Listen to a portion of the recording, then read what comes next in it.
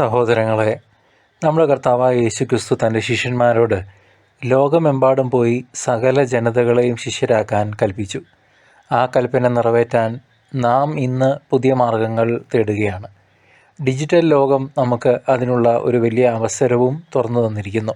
WhatsApp, Facebook, Instagram, YouTube എന്നിവ വഴി നമുക്ക് സുവിശേഷം പങ്കുവയ്ക്കാനുള്ള അവസരമുണ്ട്. ഇതിലൂടെ കർത്താവിൻ്റെ വചനം അതിവേഗം ലോകത്തിൻ്റെ എല്ലാ കോണുകളിലേക്കും എത്തുന്നു എന്നുള്ളത് നമുക്ക് ഉറപ്പാക്കാനായിട്ട് സാധിക്കും.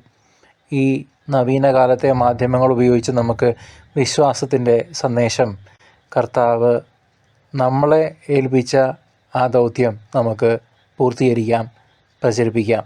ഓരോ വിശ്വാസിക്കും അതുവഴി ഒരു നല്ല മിഷണറി ആകാനായിട്ട് സാധിക്കും.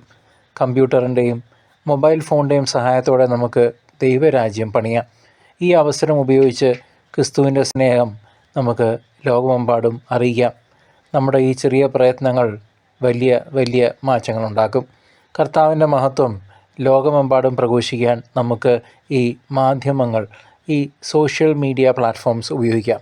ഈ പുതിയ മാർഗത്തിലൂടെ സുവിശേഷം ലോകമെമ്പാടും നമുക്ക് എത്തിക്കാം. കർത്താവ് നമ്മെ ഏൽപ്പിച്ച ദൗത്യം നമുക്ക് പൂർത്തീകരിക്കാം. ദൈവത്തിൻ്റെ വചനം എല്ലാവരിലും പ്രകാശിക്കട്ടെ. ഈ നവീന മാർഗങ്ങൾ ഉപയോഗിച്ച് കർത്താവ് നമുക്ക് തന്നിരിക്കുന്ന ആ ആഹ്വാനം നമുക്ക് ശിരസാ വഹിക്കാം. അതുപോലെ വേറൊരാൾക്ക് ഈ പോഡ്കാസ്റ്റ് നാം ഷെയർ ചെയ്യുകയോ നാം കേട്ടത് മറ്റുള്ളവർക്ക് പങ്കുവയ്ക്കുകയോ ചെയ്യുമ്പോൾ ഈ സുവിശേഷ ദൗത്യത്തിൻ്റെ അവിഭാജ്യ ഘടകങ്ങളാകുന്നു എന്നുള്ളത് തിരിച്ചറിയണം. ദൈവം നിങ്ങളെ ഓരോരുത്തരെയും സമൃദ്ധമായി അനുഗ്രഹിക്കട്ടെ.